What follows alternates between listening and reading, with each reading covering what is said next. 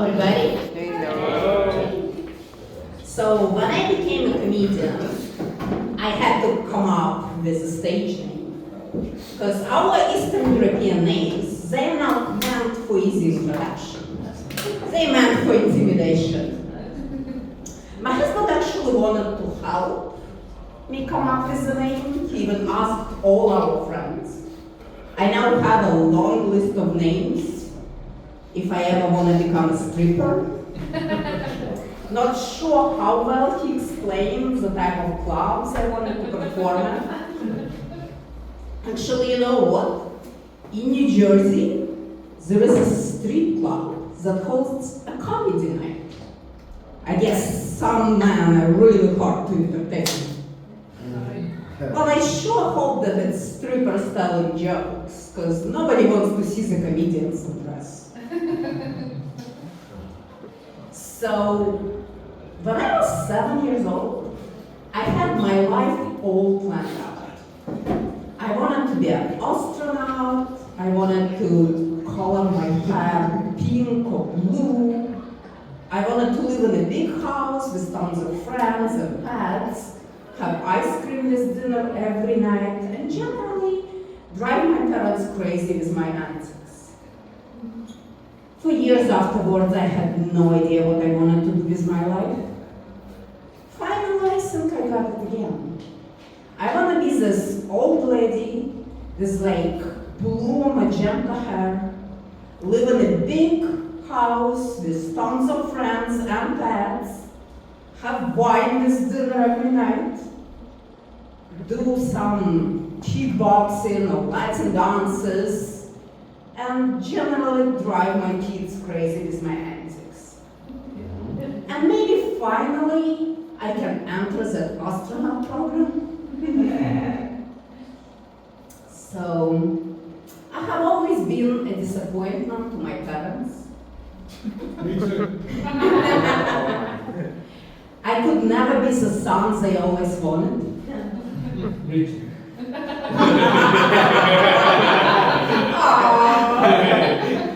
Honestly, I'm not even a daughter as they wanted. Because they expected me to like listen to classical music, have hobbies like baking and knitting, and spend my weekend cooking, cleaning, and visiting parents and other relatives. Instead, I listen to hard rock. My hobbies are boxing and stand-up comedy. And I normally remember what I did last weekend by photos on my phone. Why the hell did I climb a lion in the library? I guess it's a good thing I did not go to the zoo. So my parents are this Eastern European version of tiger parents. They always wanted me to meet these very high expectations and standards with added challenge of trying to figure out what the fuck those standards are. They would never tell me, oh, we want you to get a PhD, or we want you to write a book, or we want you to become a doctor. They would always say, we need you to make us proud. We'll let you know if that ever happens. Yes, still keeping my fingers crossed. I guess that's how kids were just raised in that day, time and place. You know, in other cultures, there are instructions in like folk tales and fairy tales, right? You go to Aegean Sea or bog and slay the Hydra, okay? Or you go to the Mordor and you throw a ring into a volcano. In Russian fairy tales, it's like, go somewhere, don't know where. Bring me something, don't know what. Really? Well, I suggest read. Makes everyone happy and is no longer hard to get. Yeah, so I live next to New York City. In New York, people do not wear colorful clothes. In fact, when I first heard of a book called 50 Shades of Grey. I thought they were writing about my closet. Yeah, that was before I read the book. I actually never read that book, so I still don't know what they think about fashion. I don't wear white. Anytime I try, I spill coffee on it. Even if I'm not drinking coffee, I'll spill somebody else's. I tried wearing brown. I spilled ketchup. I wore red. I spilled milk. I'm really starting to transition into tie-dye wardrobe. Yeah, thanks. It's not that I don't know what an elegant outfit looks like or that I can't afford one. It's just like, no matter what I do, I don't really look elegant. I can pull off original. I can probably pull off eclectic. Normally, I'm just happy if I'm not missing any critical pieces of clothing when I leave the house.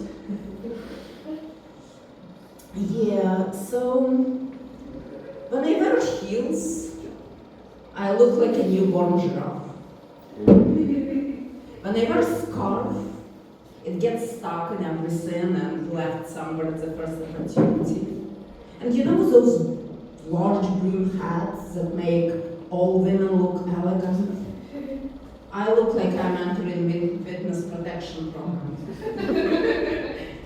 Yeah, so, right, what else did I have for you?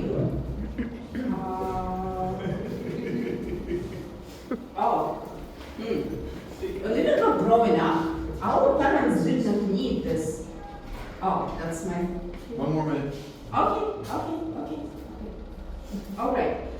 Men think that shopping is easy. Oh, that's so wrong. Like, go to a store, you see those dresses? Like, half of them make me look like I'm auditioning for Little House on a Prairie. And the other half, like, I want to perform in Pretty Woman, still there 20 years later. Like, where do I go to shop if I don't want to look like I'm about to milk a cow or to proposition a man? Well, if you figure that out, please let me know. That's all the time I have. Thank you.